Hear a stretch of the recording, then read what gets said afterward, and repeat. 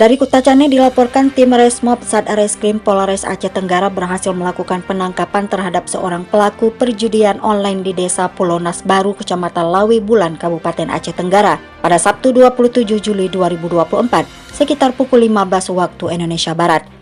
Pelaku yang ditangkap adalah RS 24 tahun warga setempat. Dalam penggeledahan yang dilakukan, tim menemukan barang bukti berupa satu unit handphone Vivo 17S berwarna biru. Di dalam handphone tersebut terdapat situs judi online bernama J200M dengan akun pengguna bernama Dika Ardila serta saldo judi sebesar Rp62.000. Pelaku RS telah diamankan dan dibawa ke Polres Aceh Tenggara untuk diproses lebih lanjut.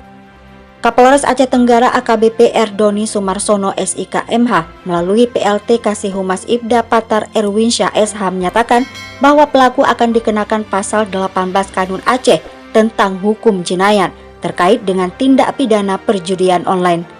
Pihak kepolisian Aceh Tenggara terus berkomitmen untuk memberantas perjudian ilegal di wilayah hukum Aceh Tenggara dan menghimbau kepada masyarakat untuk turut berperan serta dalam melaporkan setiap aktivitas yang melanggar hukum.